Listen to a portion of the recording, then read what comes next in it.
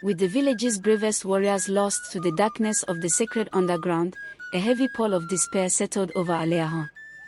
The flames continued their merciless rampage, consuming homes and fields as though mocking the people's every effort to resist. The air was thick with smoke, the cries of the frightened blending with the crackling of burning wood. Fear had spread like a sickness, gnawing at the hearts of even the strongest. Panic surged through the village like a tide. Families huddled together in the ruins of what was once a thriving community, their faces marked with soot and sorrow. Mothers clutched their children close, elders whispered prayers in trembling voices, and fathers who once stood tall as protectors now bowed their heads in silent anguish. Finally, the people gathered once more before Baba Ogon's shrine, their voices rising in desperation. What must we do now? The flames return again and again. Our strongest warriors have not returned. Are we forsaken? Are we doomed? Baba Ogond, the ancient priest who had seen many seasons pass, listened in solemn silence. His face, once firm and wise, was now lined with deeper sorrow. The loss of Olimite, Adikana, and Kabaru weighed heavily on his spirit. Yet, he knew the people needed guidance, truth, no matter how bitter. Clutching his sacred staff, the priest retreated into the shrine, the scent of burning incense calling around him like unseen spirits. He knelt before the ancient altar, where the carvings of the gods stared down in silent judgment. Whispering words older than the village itself, he called upon the spirits of the land, the river, and the sky to grant him wisdom. The flames in the altar flickered and dimmed, as though even the fire itself recoiled from the terror of Obatolani. Hours passed, and the villagers remained outside, their hope fading with each heartbeat. When the old priest finally emerged, his steps were slower, his hands trembling slightly as he gripped his staff. The weight of the divine message he bore was evident in the way his voice wavered, heavy with the burden of fate. "The gods have spoken," he announced, his voice echoing in the quiet square where even the wind seemed to hold its breath. "There is but one who can end the wrath of Obatoleone. Only our king, Oba Aditokombo, can face her and triumph." A stunned silence fell over the crowd, the flames of the village torches casting long shadows on their faces. Gasps of disbelief rippled through the gathering. The king. The Oba. Oba Aditokombo was beloved and respected, a wise and just ruler who had brought peace to neighboring clans, settled disputes with calm words, and led the village through seasons of prosperity. But battle. He had never been a warrior. His hands had never held a blade in combat, let alone faced a being as fearsome as the goddess of fire herself. But Baba Ogond, a voice rose from the crowd, trembling with uncertainty.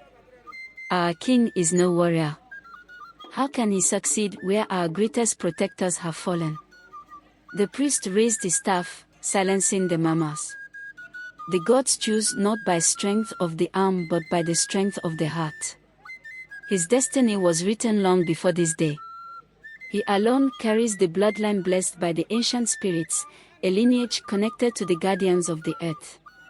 Oba Aditokombo's spirit is bound to the very heart of this land. If he does not fight, we will all perish." Though doubt lingered in the hearts of the people, the gods had spoken. And the king, when summoned, did not hesitate. His face, though marked with the weight of the revelation, remained calm as he stepped forward and spoke with quiet strength. "If it is my destiny to protect my people, then I will face whatever darkness awaits. I cannot promise victory, but I promise this: Aleahon will not burn while I yet breathe." And so, hope flickered once more, fragile but unbroken. The king had accepted the call. King Aditokombo, a man in the prime of his strength at 30, stood tall and resolute in the heart of the village square. His royal robes, once symbols of peace and wisdom, seemed out of place for the task ahead. Yet his voice, steady and unwavering, carried the weight of a leader who had accepted the burden of destiny. "If this is what the gods have decreed," he declared, his gaze sweeping across his people, "then I will not turn away." I shall face this trial, not as a ruler seeking glory, but as a servant protecting his own. No more shall Aleahon burn under this curse. No more shall our children weep for lost homes. If it is my fate to confront this terror, then so be it. I will not allow my people to suffer any longer. The crowd, though silent, felt a shift in the air. There was power in his words, yet more would be needed for the battle that lay ahead. Boba Ogund, leaning on his ancient staff, stepped forward. His voice, though worn with age, held the gravity of ancient wisdom. Your resolve is strong, my king. But the flames of Obatolani are not of this world. They are born of the spirit realm, and mortal strength alone will fail you. The gods must walk with you if you are to triumph. He began the sacred rites, his chants echoing through the square, rising and falling like the rhythms of the river. The scent of burning herbs, sage, frankincense, and bitter kola filled the air as the priest carefully anointed the king's forehead, chest, and hands with oil pressed from the sacred baobab tree. This oil binds you to the ancient spirits of the land, Boba Ogund whispered, drawing symbols with the oil across Aditokombo's skin. May it shield you from flames not born of this earth. Then, from a carved chest wrapped in animal skins, the priest withdrew a staff of smooth ebony wood. Strange carvings spiraled along its length, glowing faintly as though pulsing with life. At its tip, a small, shimmering stone pulsed softly like a heartbeat. This, the priest said, his voice reverent, is no ordinary weapon. It carries the blessing of the gods of light and balance. It will deflect the fire, for its energy was woven from the same ancient forces that created the flames themselves. But remember, Oba Aditokombo, the power of this staff will not ensure victory alone. Only the strength within your heart, the courage to fight for your people, and the faith you hold, will determine your fate. The king accepted the staff, feeling its warmth in his hands, as though it recognized the gravity of the moment. He bowed his head in silent gratitude, then met the priest's gaze with determination. Boba Ogund, he said solemnly, you spoke of the warriors, Olumide, Adikona, and Kaburu. They were the pride of Aleahon, yet they did not return. Tell me where they fell. I must see it with my own eyes. If I am to face this goddess, I must understand what happened to them. The priest nodded, his face grave. They ventured into the sacred underground, where Obatolani retreats after her destruction. But beware, my king. The cavern holds more than fire. It twists the mind. It shows illusions. And it devours hope. Aditokombo raised his staff, his jaw set. Then I shall go not only for the people but for my fallen brothers. If their spirits remain unavenged, I will bring justice for them as well. The villagers watched in solemn silence as their king prepared for the dangerous journey ahead, praying that his courage would be enough to end the torment that had consumed Aleahon for far too long. The entrance to the sacred underground lay deep within the heart of the ancient forest, where sunlight barely touched the ground and the air smelled of damp earth and old secrets. Hidden beneath twisted roots and thick, tangled vines, a weathered stone archway stood half-buried, as though the land itself tried to conceal it from mortal eyes. The doorway, cracked and worn with age, was etched with strange symbols, glyphs of forgotten deities whose names had long since vanished from the tongues of men. King Aditokombo approached the ancient portal, his fingers tightening around the sacred staff Boba Ogund had given him. The carvings seemed to pulse faintly as he drew closer, reacting to the divine energy within his weapon. A gust of warm air, dry and oppressive, rushed from the cavern's mouth as if the earth itself exhaled a warning. Taking a steady breath, the king stepped inside. The temperature shifted almost instantly. The cool forest breeze was replaced by a stifling heat that clung to his skin like an unwelcome shroud. The deeper he ventured, the more it felt as if the very walls were pressing in, as though the cavern resented his presence. The tunnels twisted endlessly, narrow and damp, their stone walls slick with moisture that seemed to sizzle from the heat. The only light came from the faint glow of the staff, its flickering light dancing along the walls, casting jagged shadows that shifted with every step. Then came the whispers. Low, murmuring voices echoed from the darkness ahead, faint but distinct. Turn back. You cannot win. Abandon hope. Adetokombo's grip tightened. These are the lies of a cowardly spirit, he whispered, pressing onward. Yet the voices seemed to crawl beneath his skin, clawing at his mind with each step. At last, the narrow tunnel opened into a vast chamber that took his breath away. The cavern stretched endlessly, its ceiling lost in shadow. The walls were jagged black rock, glowing faintly red as if infused with fire itself.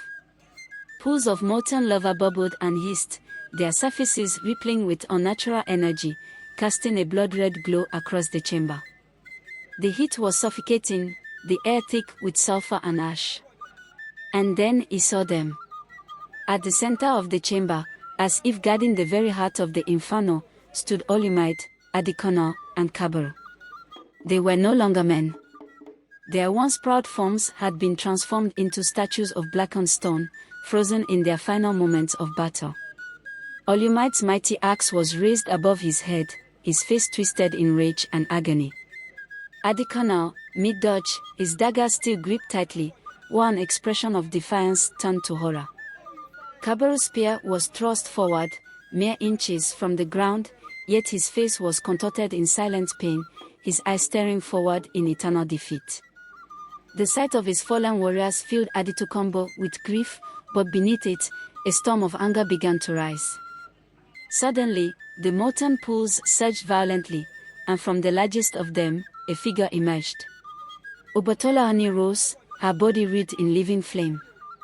Fire clung to her form like a veil, shifting and dancing with every movement. Her face, ethereal and beautiful, was both captivating and terrifying, with eyes like burning suns and hair that flowed like rivers of flame. She stepped forward, the lava solidifying beneath her feet with each step, and spoke with a voice that crackled like wood in a raging fire. You have come seeking answers, little king, she taunted, her blazing eyes fixed on him. Is this your final plea for mercy, or have you come to burn alongside the others who dared defy me? Adetokombo raised his staff, his voice steady but filled with rage. You have brought ruin upon my people for no reason. You have taken our homes, our crops, our children's safety. These men fought with honor, yet you twisted their bravery into suffering. I will not allow this to continue. I have come to end your reign of terror. The goddess tilted her head, and the flames surrounding her flared brighter, licking the air with fierce intensity. She laughed, a sound like the crackling of a wildfire consuming dry wood. End my reign. Her voice echoed, layered with both mockery and power. You are but a mortal, bound by flesh and fear. The warriors you see before you thought themselves strong as well. Watch closely, little king. See how they fell. Suddenly, the flames around her pulsed, and the chamber shifted. The stone warriors began to glow faintly. The twisted expressions of agony melted away, and Adetokombo saw a vision unfold before his eyes, the final moments of Olimite, Adikona, and Kabul. Olimite charged first, his massive axe ablare as he swung at the goddess. His strike seemed to cut through her very form, yet the flames only parted and reformed, wrapping around him. Fire coiled up his arms, and his flesh blackened as he fell with a roar of pain, his body hardening to stone where he stood. Adikona followed, moving with inhuman speed, leaping and twisting around the chamber, slicing through the air with his daggers. Yet the flames bent and danced with him, mocking his speed. Suddenly, a fiery tendril lashed out, striking his leg. He stumbled for just a heartbeat, but that was enough. The flames engulfed him, his limbs stiffening as the fire consumed him, turning him to stone mid-motion.